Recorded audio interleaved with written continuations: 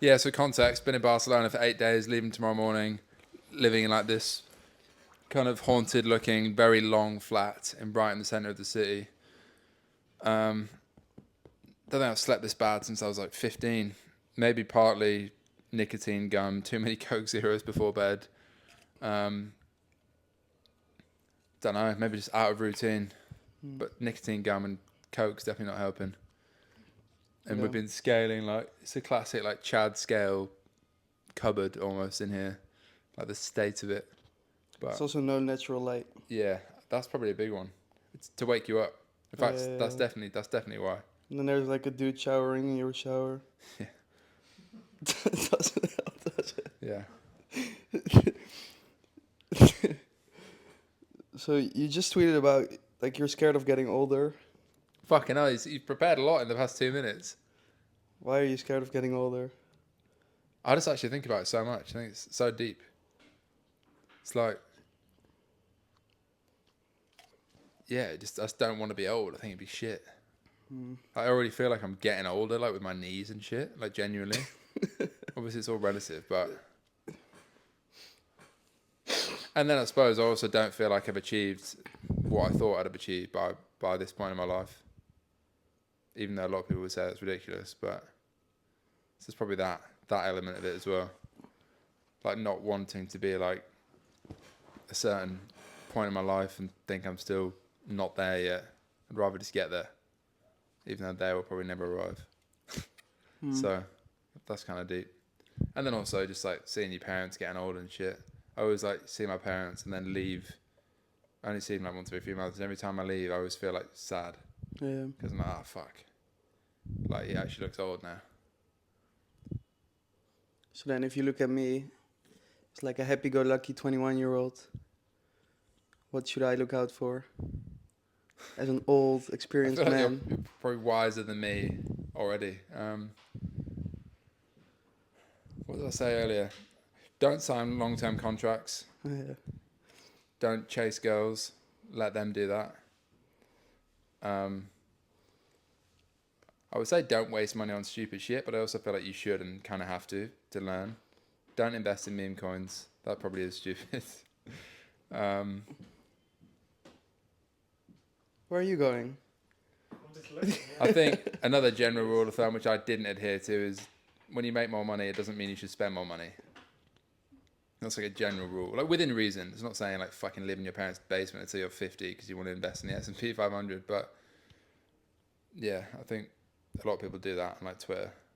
A lot of people do a lot on Twitter, Just like flex too much. but don't do a lot as well. Just like yeah, It's like a I went paradox. through that phase and kind of out of it now. So and you end up looking like you're fucking like homeless because you're not flexing with some financed car. Yeah. But actually, you could be a lot more successful than you were. So this week you were talking to the team on a call about New week. how you think maybe the shoes are a waste of time. There's also just side note, the richest man under 25 in Europe is sat behind the camera. The richest self-made man in e-commerce who will Tell remain it- anonymous. Tell us about your moon shoes. Is that gonna make you the next richest man, or is it a waste of time? Well, it's not necessarily a waste of time. I think there's most things I think in entrepreneurship don't work. That's just a fact. They haven't not worked, so we just never run ads to them. We've sold like a few thousand units and people seem to like them, but I don't really think it fits the narrative. I think it's better to. I mean, I'm acting like I know what I'm talking about, but it's just my opinion that I've developed with the input of more experienced people. I think it's better to own one thing or a very small select set of things that relate to each other than kind of do a few things. Like I see a lot of brands, and this is just the sort of shit I shouldn't be sharing on the YouTube because my competitors will listen to it, but I see a lot of brands jumping on like mushrooms. Like, what the fuck does mushrooms mean? It's like so broad. So now for me, I think we're like a morning drink brand, functional morning beverage. So yeah, like, and then if we're that, then why are we doing a gummy, basically? So it comes down to focus, and then it dilutes like the brand messaging. I've even had customers message me like, "Oh, you're doing a gummy now? I thought you were a coffee alternative brand." Is a big difference from Bali when you were kind of stressed out, everything was going to shit? Remember? You were like, oh, I want to, like, it's going hard. Yeah, that was a And then you rough change month. up the messaging. Change Pivoted up. the messaging, focused a lot of shit, launched a new flavour, and now we're scaling pretty hard. Yeah. Because you're with us in a skill cupboard. Yeah, partly that. That's a solution to life. Yeah, I think the biggest thing is just focus in it. It's like so obvious, but you do so many retarded things in hindsight. And then, yeah, you don't realise until you've done it. Mm. You still feel like you're as sharp now as back in the day, because we were talking today about how you would be more risk taking back when you were 23, 24. Now you're a bit more slow. Yeah, I think I tweeted about this as well. I was very high risk when I was younger, probably good and bad reasons. Definitely more measured now, which is probably like net beneficial, but maybe there are some drawbacks. Like think about shit a bit more, try and get a second opinion, would like be less risky with like money and shit. It's probably on balance a good thing. I also just think your brain like doesn't fully form till you're like 25. That's like a fact. So And I definitely felt like more severely autistic when I was sub 25. Now I just feel partially. like me now, Yeah, and I'm taking like a supplement stack to try and cure that as well. which has been helping a lot. I feel like it has. I don't know if that's a placebo, but it's definitely doing something. But then we like, or not we, I should say you, weigh it out negatively with nicotine gum or Coke Zeros. Yeah, I shouldn't be having this 20 minutes before bed when I'm struggling to sleep. That's got caffeine in it. I actually feel more awake now. So, we were actually talking about this tweet. I think you can scale pretty hard by not having a lot of calls. Do you think you can scale pretty hard by your team being offline by 5:30 and it more being asynchronous? Or are you gonna go ahead and have a different culture in your team where everyone has to always reply? So the question is calls versus no calls. Exactly. No, I think there's two questions. I'm actually also curious. What are your thoughts on the thing? Because I know you mentioned it before of people not being available at 9 p.m. if they're like, higher paid. Like, I think it's do you think possible. you can scale with 9 to 5 team that are just strictly only online 9 to 5? I wonder if they'll heard that question. So, do you think it's only possible? Yeah, basically, like this whole area is probably one of the things I'm like debating the most. And I think high level, it comes down to like what sort of business you're trying to build, basically. And I've put myself in a position where the sort of business I'm trying to build and kind of have to build is one that can exit for a large amount of money because I've got investors. Basically, that's just a fact. So maybe there's pros and cons to that, and people have different opinions of that, but that's the way I'm structured right now. Yeah. So that by default lends itself to having more of a formal team structure because that's what makes it investable, whether that's right or wrong, but that's just a fact. Which should, in theory, make it a better business, but that's just one thing to consider. On the point with like 5 p.m., yeah, I'm probably maturing, realizing that that's just the reality. If it's not their business, people are going to work 9 till 6 or 9 till 5. Just make sure you get enough out of them in that time. Yeah, because they should be able to Which move that the in needle. itself, I feel like, is a challenge sometimes when you're a remote business. But I wouldn't want to not be remote because there's so many drawbacks. Yeah, you had a little office face. Yeah, fuck me. Talk about this. Is what I mean by me. I feel like I'm the only one that does this shit, and then people watch me and learn from it for free. Like I do fucking retarded shit, document it. People go, "Oh wow, he did it." I'll save the 20 grand on that 3-month lease or whatever it was, and I won't do it. I can't be the only one that does this retarded shit. It feels like I am genuinely. And then on calls versus text, yeah, I think a lot of calls is a waste of time. I've seen like Danny Buck tweet about this as well quite a lot. He's quite unconventional and successful.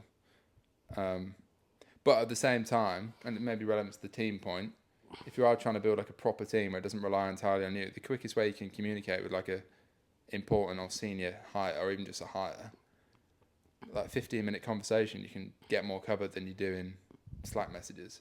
In certain things. If it's like literal, do this, do that, whatever, or yes, no, maybe, then maybe text. But if you're trying to have like a human conversation or like talk about something more nuanced, then a call's way easier, isn't it? Yeah. So how are you enjoying the journey right now? Because we were with one of your friends out to eat that knows you from the rowing days in uni. He said you went through many different phases, but that you looked really happy tonight, like calm. How are you enjoying the journey? Probably happiest when I'm in the back in the scale cupboard, living how I used to live. Yeah, I feel like I'm at a weird phase in my life because I don't really know where the fuck I want to live. I'm like not a child, obviously, but I also don't feel like an adult. Like I don't want to fucking settle down and live this like conventional Western lifestyle, which I've kind of ironically been doing, unbeknownst to my conscious mind, for like the past few, or I've largely done that in a way the past few years when I didn't have to.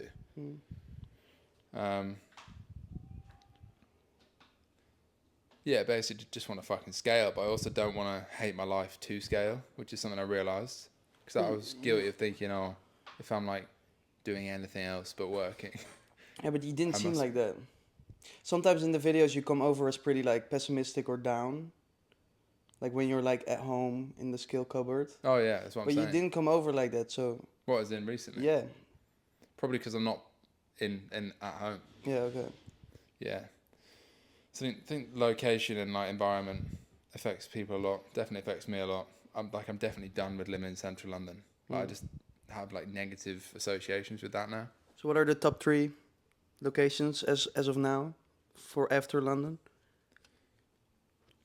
I mean, Bali always feels high risk, and I like Bali. It's just like so left field, it's so different to like the Western world. So crooked.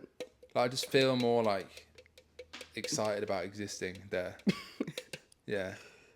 A lot of people talk about Dubai. I'm not convinced, but then it is quite practical in a lot of ways. And Spain, on the whole, is pretty cool. Like Marbella. Would have probably rather have gone to Marbella than Barcelona. To be fair, we ended up coming to Barcelona last minute because yeah, like the vibe's just nicer. We're in a literal fucking haunted cupboard.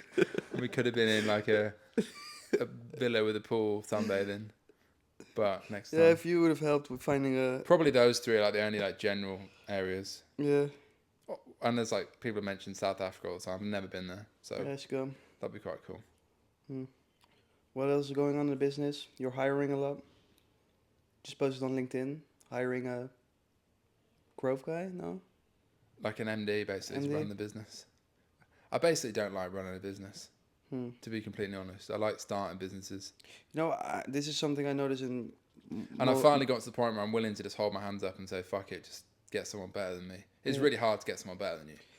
It's interesting. It's a paradox. It is possible. The viewer might think, you're living the best life, but then a lot of people that are the skill that you aspire to be are like not really enjoying their day-to-day too much. It comes at some point with a lot of diminishing returns.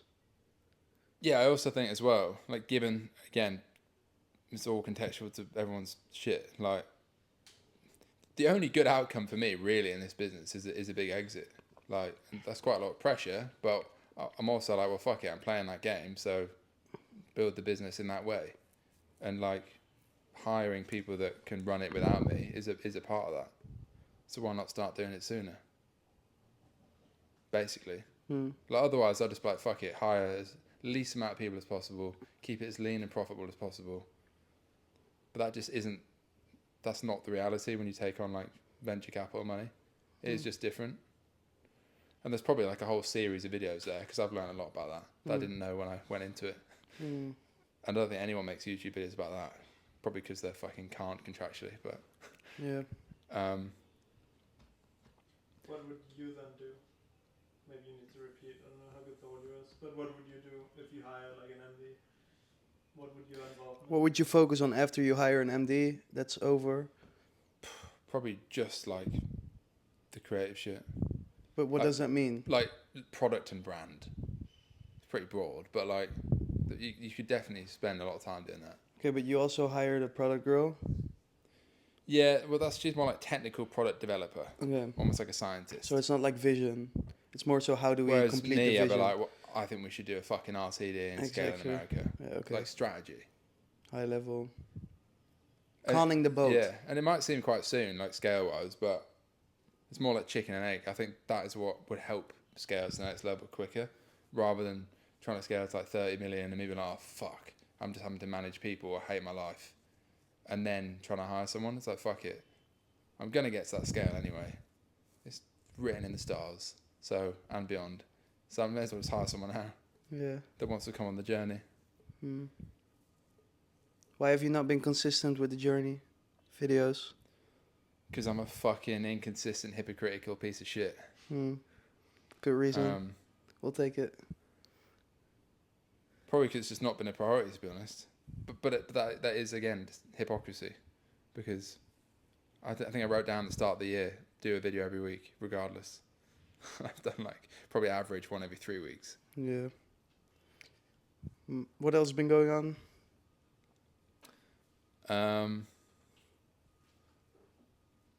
Good question. Don't know. Got a girlfriend. I mean, had her a while. You getting married soon? No. Not getting married soon. Oh, is that a secret? But she's probably got wife potential.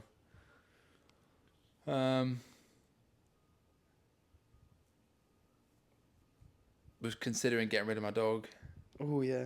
But that's so deep because then she started sending me fucking cute pictures and I was like, oh fuck, he's cute.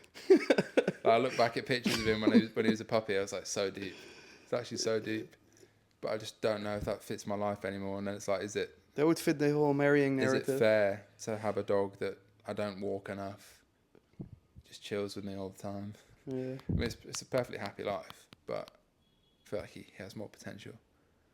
But then would I regret getting rid of my dog? I don't know, maybe. Yeah. That dog's been more loyal to me than a lot of friends and a lot of previous girls. Probably because he couldn't leave, but, you know. You had no choice. He's pretended to be loyal. Runs up to me every time I come through the door. Sleeps with me. You cuddle him, I heard. Huh? You cuddle him sometimes? Oh yeah, I cuddle him a lot. Yeah. I spoon it. That's kind of cute. Or a bit weird. If no one slept in a large, if no one has slept in a large double bed and spooned a warm sausage dog before, they just don't. It's just they don't know what they're missing. That's some cozy shit. I'm not afraid to say it. Working on anything else? Yeah, I'm working on like this ice bath brand Oh really? in the background. Yeah. Yeah, it's called SpanishBaths.com. Yeah. And Is it's it like the ice warmer baths, but they're ones? like red and orange. Okay. Yeah. Yeah, Interesting. and it does ice baths in the shape of football stadiums. Oh, Fuck, like that's a good idea. Like it's like a Euro. It's a Camp Nou The special. Euro You get like promo. a family size ice bath. Okay, we can all come up with one brand ID that you would kind of want to do, but because we're already doing one. Oh, that's a good idea. What, on the cuff? Yeah. I hadn't prepared anything. I still think there's got to be a European take on Inkbox, which was the temporary tattoo brand that blew up in America. I mean, they're pretty sure they're global. I mean, that's not unique because it's kind of just saying, I think you could do that again. Maybe a more unique one. Fuck.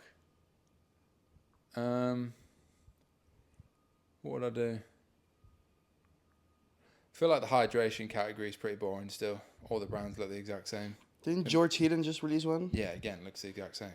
Yeah. I mean, it's pretty cool to be fair, but it looks less the exact same. But yeah, I was thinking that before he launched that.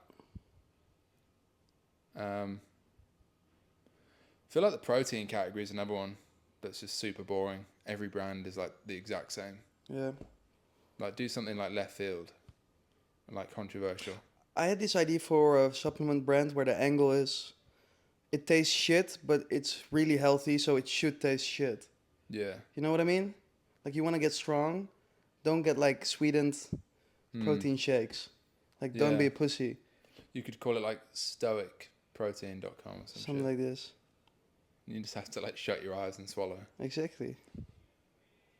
I had this idea to do like a subscription raw honey thing, because honey is pretty shippable.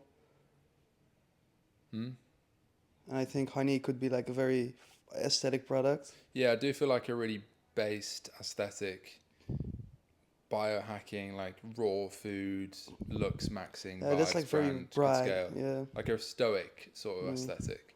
And then I had this other idea. I always wear these little bags. They're like a bit questionable, but they're very essential for my. I carry a lot in here. What do you have in that? That's top secret. Do a brand with just these, but then all kinds of different colors, and you can like collect them. That would just scale really hard, like at the start of summer every year, Yeah, and then it would be very seasonal. that's my 2 brand ideas. What about you? I have a whole list, but it's highly confidential. For the next. Yeah, They're actually good ideas. gone- That's a problem. He'll just Ours go are- 10 figures next Yeah, time. ours are shit. Have you seen the list? Maybe Is that actually confidential? I cannot share any confidential information. It's just a list of a bunch of brand ideas, but actually I used to have a list, but it's definitely not good ideas. the raw food like biohacking thing is one on that. Oh, really? Or just like supplements in that realm? Yeah, it's like pure food. Like, yeah, could be anything, not only food, but like any biohacking. Yeah, just like a stoic brand, basically. What is your favorite brand right now? Fuck. Christ, I should have an example that comes to mind. I see so many brands all the time. Try not to give an easy answer.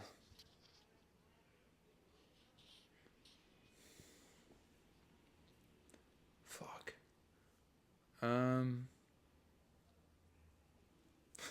Definitely not mine because I look at it too much. Yeah, like other than our own brands. Yeah, I'm trying to think if I've actually seen anything I really like. For me, we were looking at it like yesterday. For me, Upfront. Oh is yeah, one. I've got one. And everyone will say it's shit because it got ripped to shreds on Twitter when I posted it. But I saw this fucking prebiotic soda brand. I met the founder, and it was the only brand I'd seen in the UK in fucking ages. And I thought, that at least like visually, Yeah. oh, that's like sick. What is it? It's actually very different. It's like a UK take on Poppy or Olipop. What is it called? It's called Living Things, but the branding was sick. It's like 1960s, like retro, vintage, like so well done. I always default to like the look of a brand, which maybe is like a bias because the fact I'm like naturally like a designer type. Yeah, Even though yeah. I've got no tattoos and don't wear frayed trousers. It would fit your hair. Yeah. But that was pretty cool. I thought that was a wavy brand. Yeah. That one you showed me the other day as well was cool. Yeah, that was, for me, it's Upfront. Oh, up front, right. Like, I don't know if that's the answer, but I think that's how you Yeah. like build a modern brand. They're very open and honest about everything, and they're just doing a sick job. Killer operators. Yeah. Yeah, then another one I thought was sick, which definitely no one will know. A friend of a friend started like a meal kit company called All Week. And again, I thought the branding was so sick. Thought the offering was pretty decent. I reckon it's pretty scalable. They're raising money right now, apparently. But yeah, that was pretty cool. I do think meal. It was like prepared meals, like chef prepared meals delivered. Like the whole convenience plus health, especially in the UK, like London. I think that could be massive. Do you have any cameraman? No, I was just looking at the upfront. That's pretty sick. I've seen that all over Twitter actually. I've been following it for like a year or 1.5. But what is your favorite brand? One off the rip, or just one that you really like? Not really up to date. Like a lot of What is one that you go to and see? Ah, this is cool. Lumi therapy. What is that? Yeah, that's one way to bankrupt a business. Okay. No, I don't know. Actually, I haven't looked recently. Space goods, maybe. Space goods. I'm For me, it's like secretly ripping it. Yeah, well, fuck it. You'll probably scale too hard. Everything this man touches turns to I gold. really like this thing called like Dirty. Dirty? Dirty. Dirty. That's like his They're like my biggest competitor. competitor. That's like his in the UK. competitor. Oh. It's a joke. Oh, It's a joke. It's a joke. Yeah.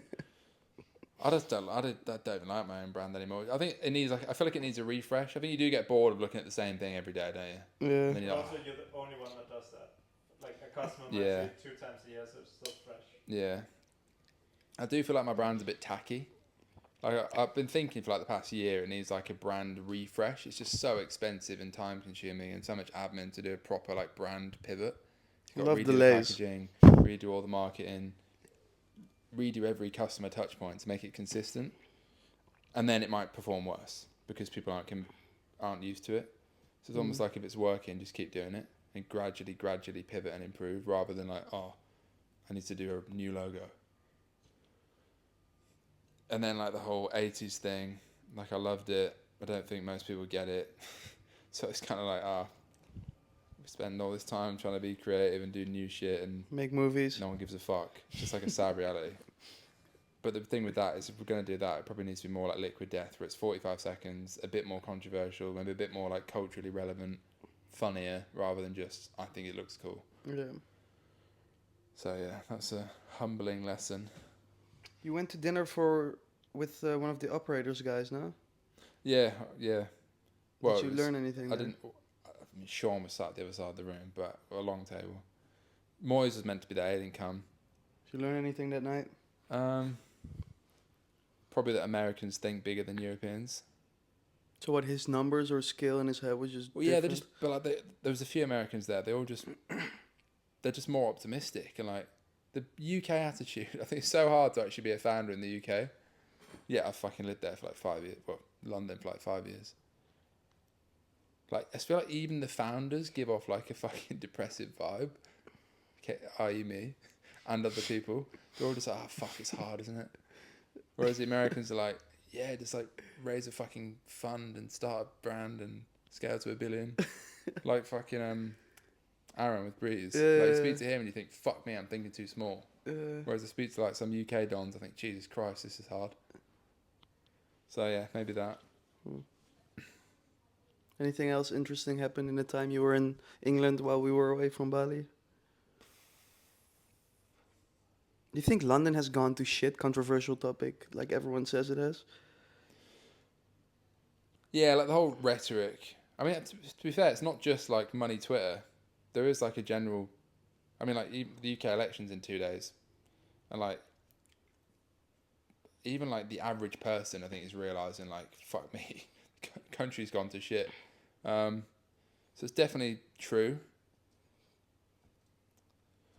I suppose, like with anything though, it's like every place has pros and cons. That is definitely true. Yeah, I feel like for me, I do probably want a change of scene for like where I'm based. I think, yeah, London in winter is fucking miserable, I think. Especially central London. I'd rather be in like the countryside if I'm going to be in the rain. Like the crime's definitely got worse, but it's not as bad as everyone says on Twitter. Like people that have never been there will write a thread about how every 2 seconds someone gets their arm chopped off in central London. It's like, it's not true though, is it? And if that is true, you're living in the wrong place.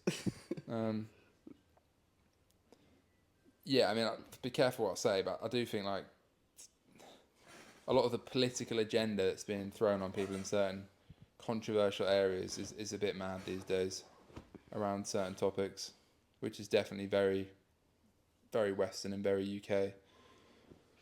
But yeah, I'll stay silent on certain opinions on the YouTube. Yeah. I do feel like the UK has lost its way a little bit.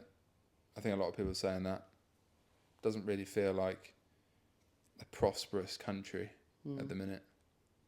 Or city in London.